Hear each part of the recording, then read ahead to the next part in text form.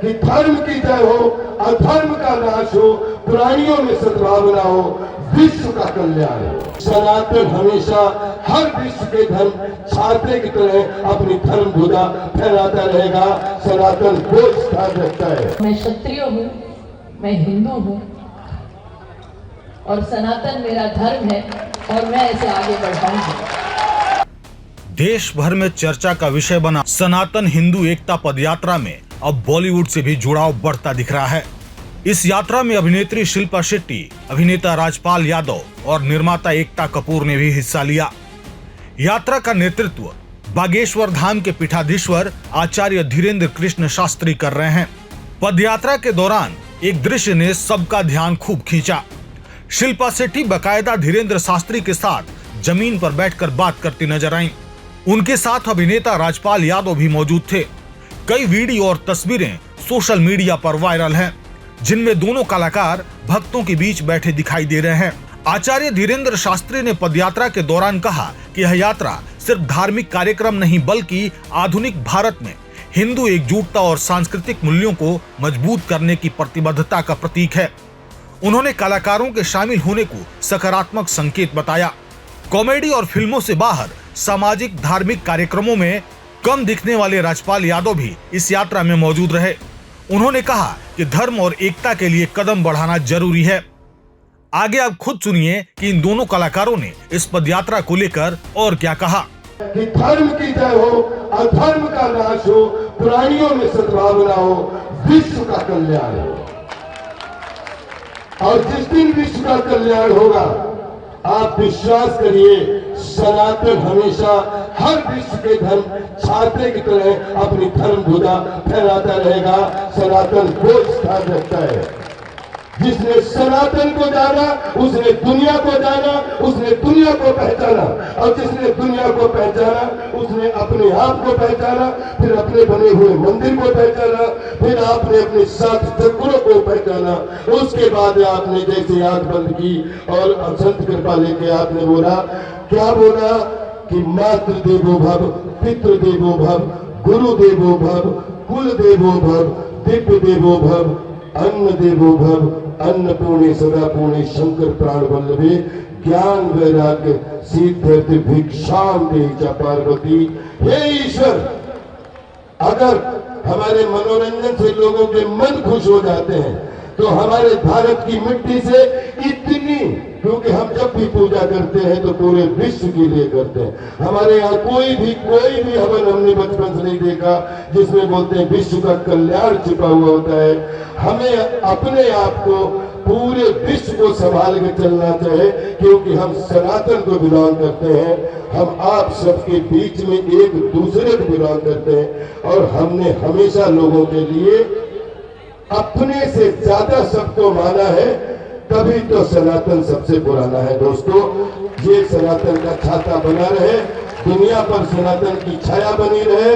और आपके परम पूज्य शास्त्री जी, आज आपने हमारा हाथ पकड़ा, ये हाथ आपके लिए जीवन भर के लिए तैयार है। ये जो हिंदू एकता पदयात्रा है, ये जो संकल्प लिया है, मुझे ऐसे लगता है कि जैसे महाराज जी और मैं बात कर रहे थे थोड़ी देर पहले, सबसे अच्छी बात, जितने भी वो कार्य कर रहे हैं अभी तक, वो अन्नपूर्णा योजना हो, वृद्धाश्रम हो, सामूहिक शादियां हो और बहुत सारे, और सबसे बड़ा काम अब जो वो करने जा रहे हैं, कैंसर हॉस्पिटल का जो काम, बहुत बड़ा काम है। बहुत नेक सोच के साथ, बहुत निस्वार्थ तरीके से वो कर रहे हैं। जब भी तैयार हो महाराज जी, सबसे पहले मैं आऊंगी।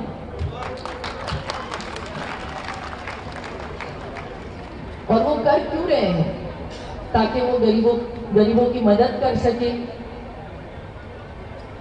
और आज यहाँ पे हम इसीलिए आए हैं क्योंकि ये जो संकल्प लिया है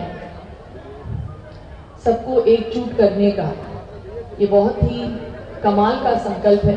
इन्होंने पहल की है तो इनकी सराहना होनी चाहिए। प्लीज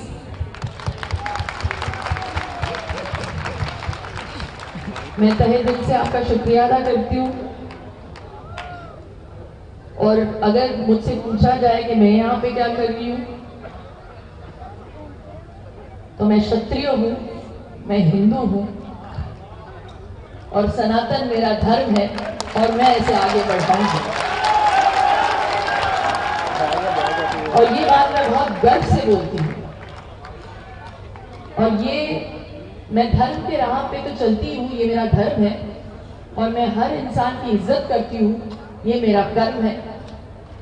और यही मैं आपसे भी कहूँगी, हर एक की इज्जत करें। मुझे ऐसे लगता है कि हमारे एकता के राह पे बस एक ही बाधा है और ये बाधा है ऊंच नीच का जो भाव है। और बागेश्वर बाबा जो है इस भाव को पूरी तरह से निकालना चाहते हैं और इसमें हमें इनका साथ देना चाहिए और ये ग्रास रूट लेवल से निकाल बाहर करना चाहिए हमें, क्योंकि ये हमारा धर्म तो सिखाता ही नहीं। सनातन धर्म तो यही सिखाता है कि अगर आप जन्मे हैं तो आप में हरि है, तो अगर आप में हरि है तो एक भाई बड़ा और एक भाई छोटा कैसे हो सकता है।